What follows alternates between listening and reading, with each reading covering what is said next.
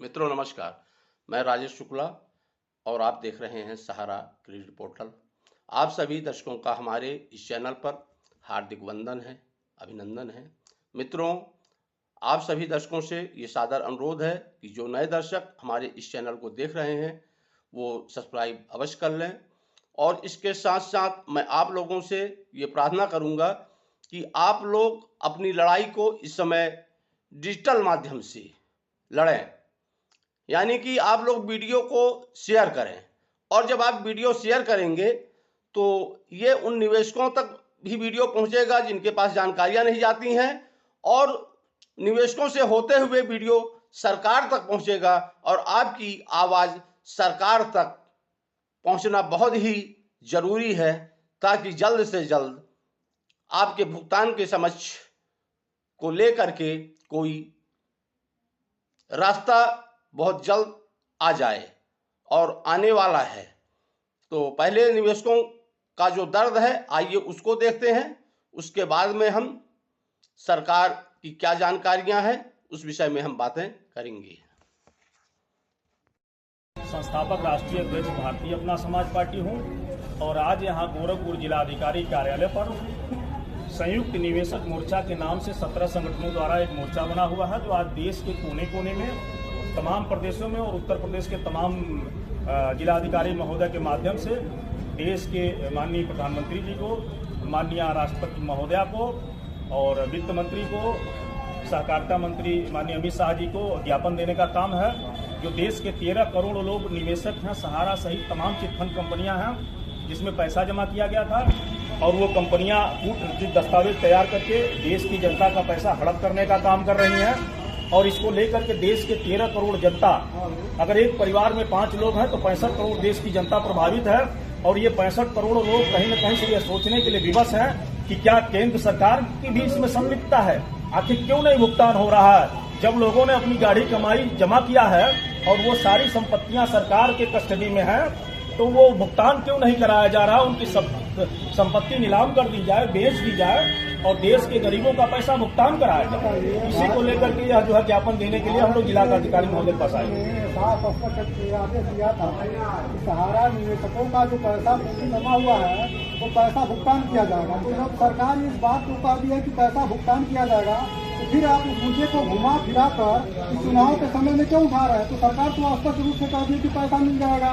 फिर उस सरकार ने जो कहा है वो एक सिर्फ लॉलीपॉप है। जो पोर्टल बना हुआ था, आज तक देश के एक आदमी को 1 पैसे का भुगतान नहीं हुआ है। पोर्टल पर जाने के बाद पोर्टल उपलब्ध नहीं है अथवा तमाम बातों को लेकर के समस्याएं उत्पन्न होती हैं, लोगों के कागज और डॉक्यूमेंट के सत्यापन की परेशानियां होती हैं। तो ये पोर्टल के माध्यम से नहीं, सरकार कोई सरल माध्यम बनाए और सरलता के हिसाब से जैसे जितनी कंपनियां हैं उनके कार्यालय थे, कार्यालय के माध्यम से अथवा संबंधित जिला और ब्लॉक स्तर से कोई सरल माध्यम बना करके, क्योंकि गांव गरीब किसान के लोग हैं इसमें पैसा जमा किए हैं, वो पोर्टल से संबंधित या तमाम दस्तावेजों को लेकर के सत्यापित कराने में उनको परेशानी हो रही है।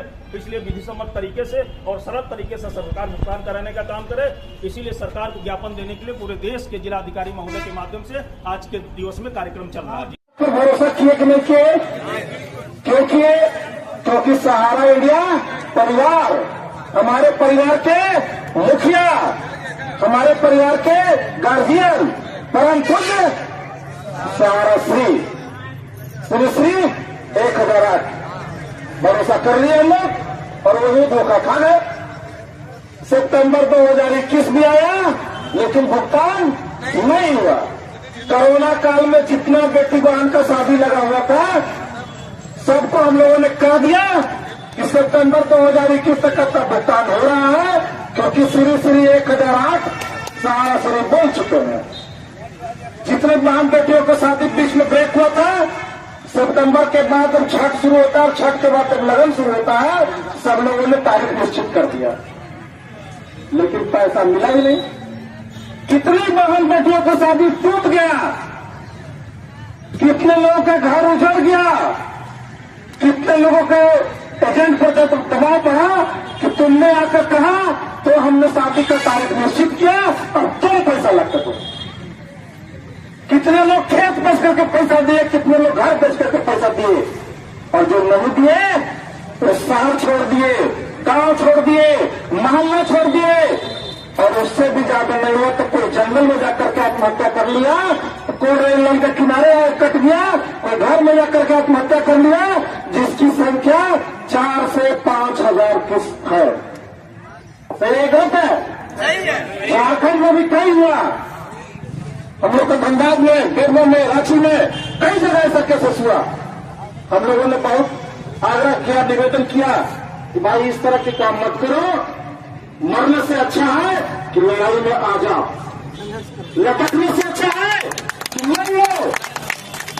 लेकिन महान है हमारे सहारा के सीनियर, और महान है हमारे सहारा के फ्रेंचाइजी मैनेजर, महान है हमारे मूर्ख ढंग के लोग जिनको क्या जूता लेकर के दौड़ाना चाहिए। और वही में हम बहुत मेहनत करके रुपया कुछ जमा कैले रही, और सहारा इंडिया वाला रुपया हमारा डूबे जात बा।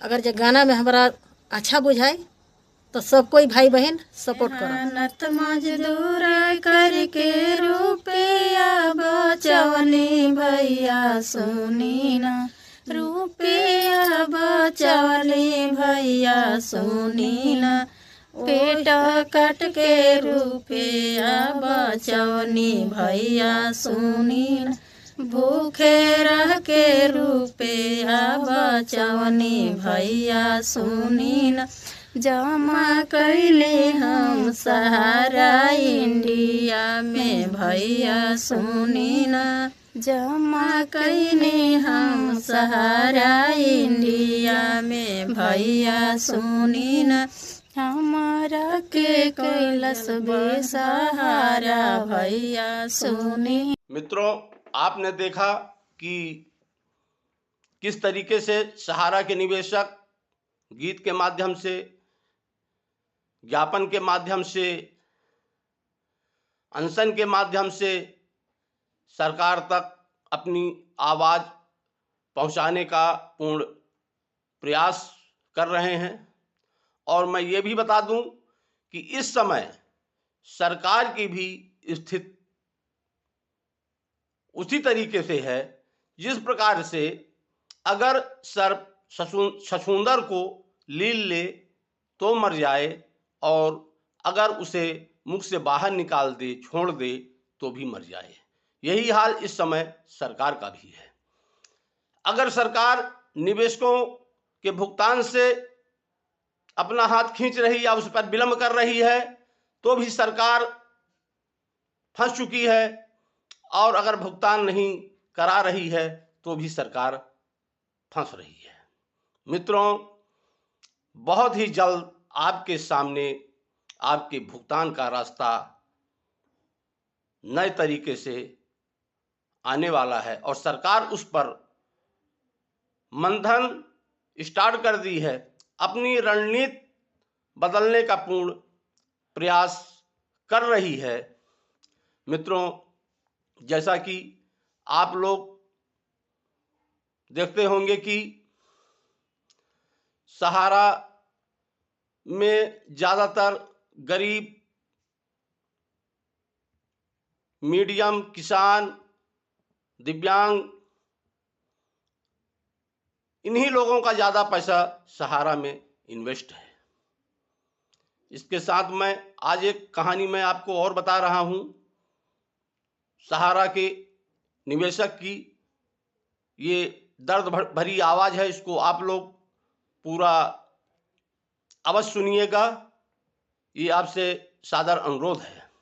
मित्रों, ये एक ऐसे निवेशक की आवाज़ है। कल वो मेरे घर आया, मुझसे बात किया। मित्रों, बहुत गरीब घर का वो लड़का था।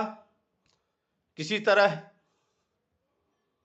उसके पिता ने उसको पढ़ाया लिखाया, बीए एमए कराया, लेकिन जब वो नौकरी के लिए अप्लाई किया तो परसेंटेज के कारण उसका क्वालिफाइड नहीं हो पाया, और वो हताश होकर के प्राइवेट कंपनियों के चक्कर लगाने लगा नौकरी करने के लिए।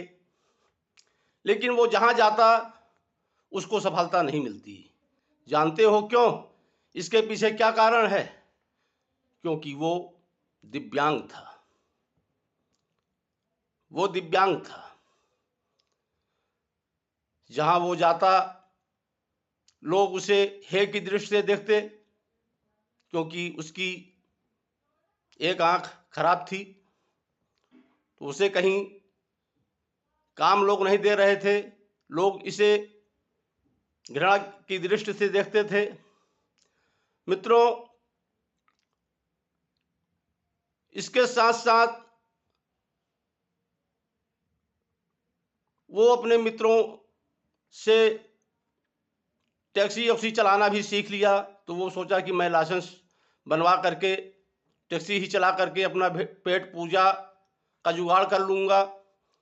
तो लाइसेंस बनवाने के लिए वो जब जाता तो उसका लाइसेंस भी नहीं बन पाता, तो उसको काम कहीं नहीं मिल रहा था। वो परेशान हो गया।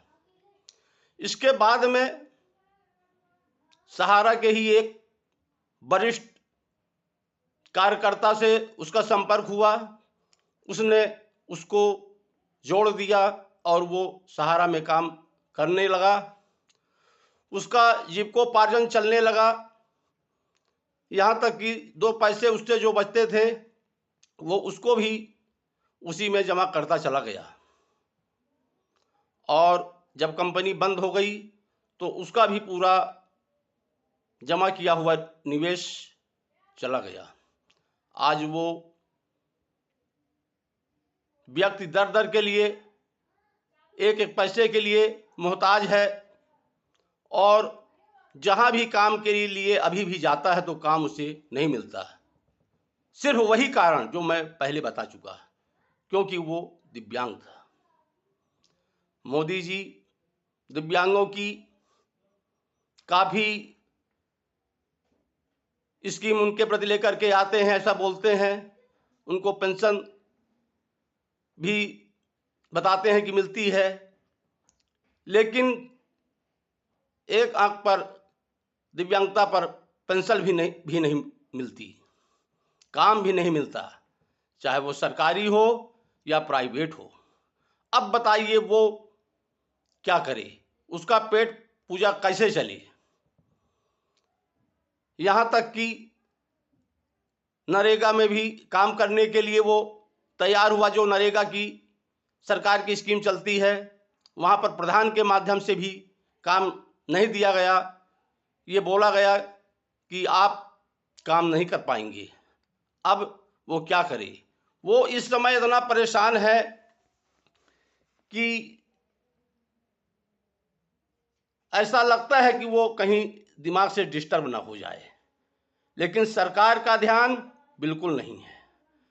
हम कहते हैं कि ऐसे व्यक्ति को भी सरकार को ध्यान देना चाहिए। एक आंख पर भी जो दिव्यांगता होती है उनके विषय में भी सोचना चाहिए।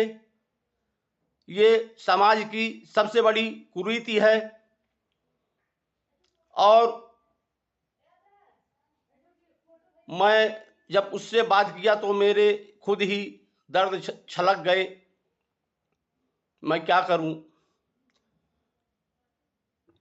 मित्रों, ऐसी जानकारी सामने आ रही है कि